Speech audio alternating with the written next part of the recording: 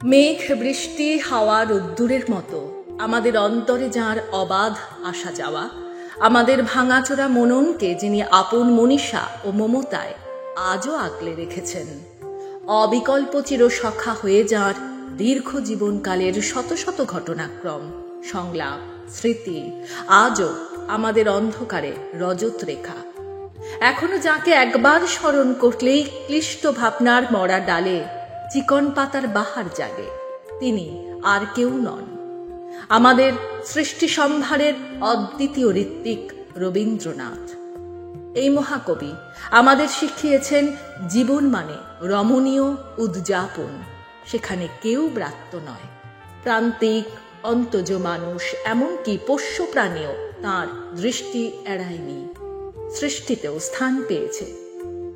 শ্রোতা বন্ধুরা, আপনাদের সামনে তুলে ধরতে চাই শ্রীযুক্ত নীলাঞ্জন বন্দ্যোপাধ্যায়ের লেখা গল্পের নাম রবীন্দ্রনাথ পুস্তক থেকে কয়েকটি পর্বে এমন কিছু আপাত মামুলি গল্প কথা যা শুনে মনে হবে কবি আমাদের সেই বীজ মন্ত্র দিয়ে গেছেন, যা স্বল্প আয়াসে লালন করলেই এ মাটির পৃথিবী হয়ে উঠবে ভালোবাসার সুরম্য ঠিকানা।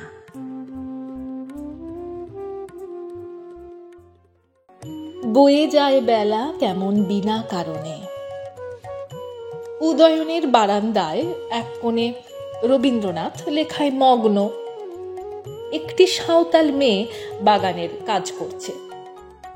বিকেলে বাড়ি ফেরার সময় মেয়েটি রবীন্দ্রনাথের পাশে এসে দাঁড়াল। রবীন্দ্রনাথ তখনও লিখছেন। মেয়েটি রবীন্দ্রনাথকে প্রশ্ন করল, হ্যাঁ রে, তোর কি কোনো কাজ নেই? সকালবেলা যখন কাজে এলাম দেখলাম এইখানে কি করছিস, দুপুরেও দেখলাম এখানেই বসে আছিস, আবার সন্ধ্যাবেলা আমাদের ঘরে যাবার সময় হয়েছে, এখনো তুই এখানেই বসে আছিস, তোকে কি কেউ কোনো কাজ দেয় না? রবীন্দ্রনাথ পরে এই গল্পটা করে বলতেন, দেখেছ মেঝেনটার কি বুদ্ধি, আমার স্বরূপটা একেবারে ধরে ফেলেছে। শোধবোধ। এক ব্যক্তি একবার রবীন্দ্রনাথের থেকে 10 টাকা ধার নিয়ে গদগদ কণ্ঠে বললেন, আপনার কাছে আমি চিরঋণী হয়ে রইলাম। ধার নেওয়া টাকা আর কোনোদিন শোধ করেননি সেই ব্যক্তি। শান্তিনিকেতনে দেহলি বাড়ির উপরতলায় তখন থাকেন রবীন্দ্রনাথ, আর নিচের তলায় থাকেন তাঁর গানের ভাণ্ডারী সম্পর্কে নাতি দীনেন্দ্রনাথ ঠাকুর। সে সময় একদিন দীনেন্দ্রনাথকে রবীন্দ্রনাথ বললেন, লোকটার শত দোষ থাকলেও একটা গুণ ছিল, লোকটা সত্যভাষী, কথাটা ঠিক রেখেছিল, চিরঋণী হয়েই রইল। সহজ পাঠ। অভিজিৎ রবীন্দ্রনাথের একান্ত সচিব অনিল চন্দ ও রানী চন্দের ছেলে। 4 বছরের ছোট্ট এই ছেলেটি প্রায় ঘুরে ফিরে আসে তার গুরুদেব দাদুর কাছে। একদিন গুরুদেবের গা ঘেঁষে দাঁড়ালো অভিজিৎ, বলল, জানো তোমার সব কবিতা আমি মুখস্থ করে ফেলেছি। রবীন্দ্রনাথ বললেন, তাহলে তোমার জন্য আবার আমায় নতুন করে কবিতা লিখতে হবে দেখছি।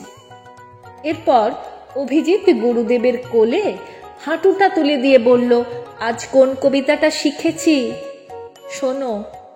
পাঠানেরা যবে বাঁধিয়া আনিল বন্দি শিখের দল, শহীদগঞ্জে রক্ত বরণ হইল ধরণী তল। রবীন্দ্রনাথের প্রাণাতীত দান কবিতায় পাঠানের পাঠা আর রক্ত বরণের রক্ত, এ দুটো শব্দই বোধগম্য হয়েছিল অভিজিতের। তাই অভিজিৎ বলল, এর মানে কি জানো দাদু? পাঠাগুলিকে বেঁধে নিয়ে এলো, কাটলো, আর রক্ত রক্ত।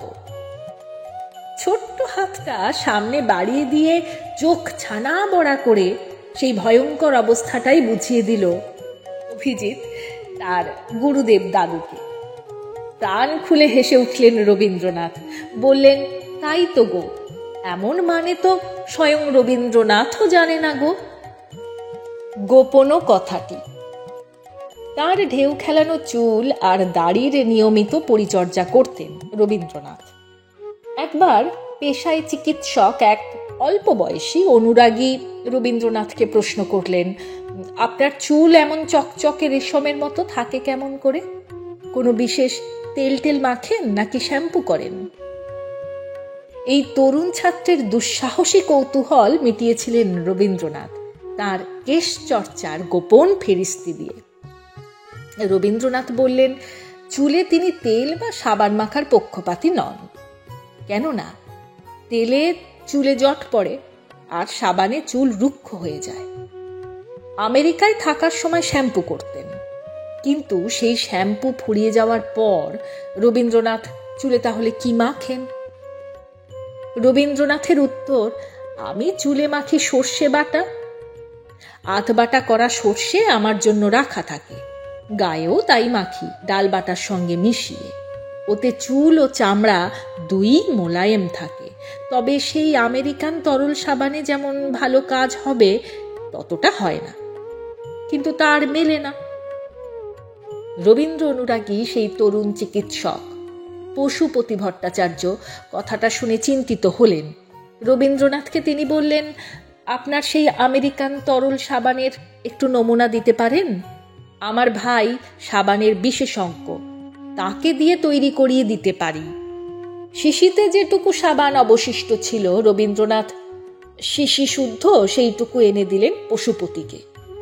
পশুপতি সেই সাবান নিয়ে গেলেন তার ভাই গিরিজার কাছে। মাসখানেক কিছু পরীক্ষা নিরীক্ষার পর গিরিজা বাড়িতে বসেই তৈরি করে ফেললেন আমেরিকান তরল সাবান। তাতে বাড়তি সংযোগ মৃদু সুগন্ধ। গিরিজার থেকে সাবান পেয়ে রবীন্দ্রনাথ খুব খুশি। ব্যবহার করে বললেন, একবার দিলে চলবে না, বারবার দিতে হবে। রবীন্দ্রনাথ ওই সাবানের নাম দিলেন তরলা। তরলা ফুরিয়ে গেলেই তিনি আবার চেয়ে পাঠাতেন। বিদেশে গেলে তরলা তাঁর সঙ্গী হতো। শুধু তাই নয়, শান্তিনিকেতনে একটি সাবান তৈরির কারখানাও চালু করতে চেয়েছিলেন রবীন্দ্রনাথ। বহুদিন পর্যন্ত তরলা ব্যবহার করেছেন নিজে, তবে শান্তিনিকেতনে তাঁর সাধের সাবানের কারখানা আর গড়ে ওঠেনি।